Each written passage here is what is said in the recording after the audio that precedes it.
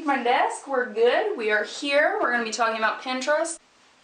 Hey guys, what is up and welcome back to my channel. If you are new here, I am Cathrin, the creator of The Content Bug, and I'm here to help you follow your passion by growing your audience online. And today we're going to be talking about Pinterest SEO. Honestly, out of all the Pinterest resources I have here on my YouTube channel, I can't believe that I don't have one talking about Pinterest SEO. I go into detail about pin design, how you can revamp your pins, tailwind tribes, and the most recent one I shared was talking about how I was able to reach 2 million average monthly viewers on the Pinterest platform. And guys, I am now reaching 2.8 average monthly viewers on the platform, and I just can't believe it. So I was taking a look over my YouTube channel and I was like, how do I not have a Pinterest SEO YouTube video? It's like the bare bones to really improving your visibility on the platform. So I figured I would shoot today's YouTube video all about Pinterest SEO. We're gonna take it back a little bit, explain what Pinterest SEO is, why you need it, and really how you can use it to grow your visibility on the platform and possibly get more clicks to your website. So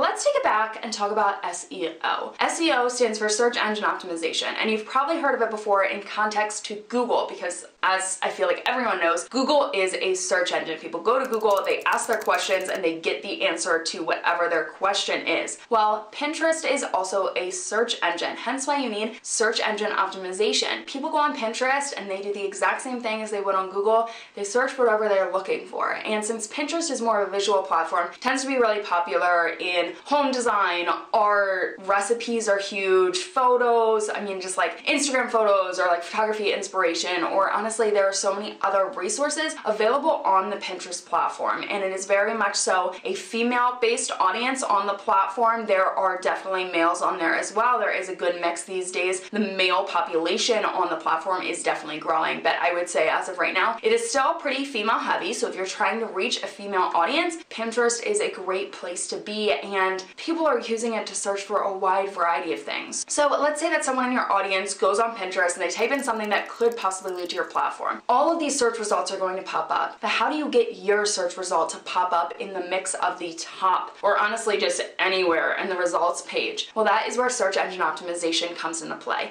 So with SEO, really your goal is to make Pinterest happy and make the Pinterest algorithm happy. So just like any other platform, Google has an algorithm, and that's how it determines what pages are going to appear in a Google search. Facebook has an algorithm, Instagram has an algorithm, and I feel like everyone is fighting Instagram for their algorithm. But Pinterest also has an algorithm, and that determines one, your smart feed, and two, the way search results pop up when someone types in a search. So let's talk a little bit about your smart feed. The Pinterest homepage is the smart feed. So you know when you go to pinterest.com and all these pins pop up before you really do anything on the platform, that is your smart feed. And there are a few factors that determine what pins appear on that page. So it's broken up into thirds. So there are 3 things that affect the pins that appear on that page. The first one is the people that you are following and the content that they share. So this is kind of why the Pinterest platform, followers don't matter. Yes, it is great to have more followers. I think that there is definitely a benefit to it, but it's not like all of your followers are going to see your content, because their smart feed, only a third of the pins that appear are from the people that they are following. So if they're following a lot of people, they probably may never honestly even see your pin unless they go to the following tab. So your smart feed, 1/3 of it is based off of the pins that the people you are following are sharing. The next third is based off of relative pins. So pins that are related to those other pins that people are sharing, you know, kind of just, I feel like that makes sense. And then the last third is based off of your interests. So other pins that you are sharing, not based off of the people that you are following, just any pins that you are sharing on the platform. So let's say that you're sharing a lot of quotes, you will see quotes pop up. Let's say that the people you are following, they share a lot of like Instagram photos. Those Instagram photos are going to pop up whether they share them or whether Pinterest just thinks that they are good for you. So the goal of the Pinterest Smart Feed is to curate a page filled with content that you're going to enjoy, because Pinterest obviously wants their Pinterest users to be active on the platform. So they're going to share things that they think you would share. And it doesn't pop up in order based off of what's new. So it's not newest first,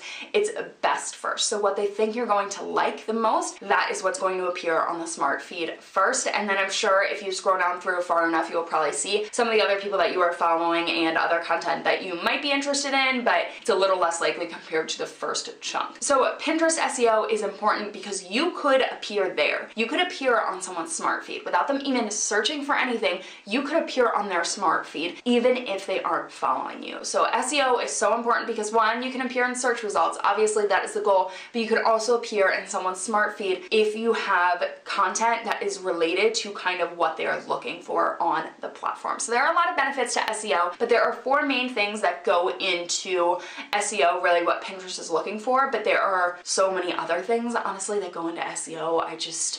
It's a lot, but we'll break it down into the 4 main ones. So the first one is your pinner quality. You as a pinner, you are a quality pinner. And what does that mean? It basically means how active you are on the platform. And if you are sharing a lot of content, if you're sharing content regularly, you know, you can automate your pins or you can pin manually. That goes into your pinner quality. Kind of the content that you are sharing, the amount of followers that you have, that kind of stuff goes into the pinner quality. So you as a pinner, that's what goes into it. The next one is your pin quality. So the pins that you are sharing, how good are they? Do they have great descriptions? Do they have amazing images? Are they rich pins? Because rich pins are really important on the platform. Basically what it means is that you went through Pinterest, you verified your website, you registered your pins as rich pins, got them validated, and all of your metadata, your information from the page that you are leading to pops up within the pin. So rich pins are important, making sure that you've got the right size images, hashtags, keywords. There's a lot that also goes into pin quality, but basically just the pins that you are sharing in general, are they good quality? The next one is domain quality. So really this also again comes back to your rich pins. You need to have your website verified on the Pinterest platform. You need to have your rich pins set up, and you need to make sure that there are no errors so that it is pulling the author, the date, the title, and the metadata that it really needs to provide the best experience for other Pinterest users. So your domain quality is kind of what you would think about when it comes to Google SEO. That is really what you need to think about when it comes to the domain quality. Does that make sense? I think that kind of makes sense. And then the last one is relevance. So are you sharing relevant content that people are going to enjoy, that people are going to share? That is what that means. Oh, pin quality also comes down to the amount of repins on the pin as well. So that is also important to note. But those are the 4 main things that really go into Pinterest SEO. Now, really, when it boils down to the bare basics, the things that you need to do, you need to make sure that you have a Pinterest business account. You need to make sure that your website is verified. You need to make sure that you got rich pins in place. And then it really comes down to keywords and your Pinterest strategy. So first, your Pinterest strategy, you need to make sure that you're pinning, I would say 20 to 40 pins a day. Automate as many as you can, and then pin manually to make the Pinterest algorithm happy. Just make sure that you are staying active every single day, because if you are pinning 40 pins every single day for about like 2 months straight and then you drop off the face of the earth for a week, Pinterest is gonna be like, what the heck is going on? That's a no-no, and kind of bump you down a little bit. But when it comes to keyword research, I do have videos here on this YouTube channel talking about how you can perform Pinterest keyword research. There's a basics one, and then there's a bit more of an advanced one using the Pinterest ads platform. But really, it comes down to your keywords, because when someone goes into Pinterest and they type something, they search something, they're entering keywords. And you need to have pins and boards and even your profile include those keywords so that you appear in that search. So where do you include keywords? There's just a ton of places that you can include keywords. The first one is your profile name. So they changed the limit within your profile name. I know mine is much longer than it can be nowadays, but you want to make sure that you include your blog name up there if you do have a blog or a business, and then really your specialty. So social media marketing, maybe you're a travel blogger, lifestyle blogger, health and fitness, whatever you do, you want to make sure that that keyword is included in your title within your Pinterest account. And if you can't include it there, the next place you want to go to is your description on your Pinterest account. You have about, I think it's 300 characters. I might be so wrong in that. It might honestly be like 150 characters or something so small. But you have a certain amount of characters that you can include within your Pinterest profile description, and within there you need to include your keywords as well. Then it goes down to your boards, your board titles, your board descriptions, your pins. So your pin title, so the page that you're leading to, go back to your website, make sure that that is all SEO friendly. The pin description, so you got 500 characters